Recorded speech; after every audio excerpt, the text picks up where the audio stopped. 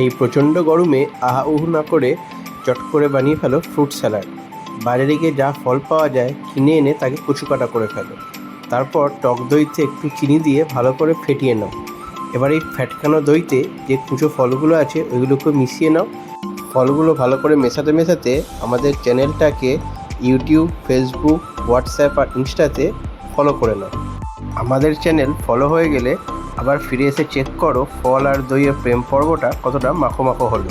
এবার একটু fresh cream add করো টেস্টের জন্য। ব্যাস তৈরি হয়ে গেল তোমার ফ্রুট স্যালাড। তোমরাও বাড়িতে ঝটপট বানিয়ে নাও এই টেস্টি আর হেলদি স্যালাড। আর আমাদের চ্যানেলটা লাইক আর সাবস্ক্রাইব করে নিয়ে কমেন্টে জানাও খেতে কেমন হলো। টাটা।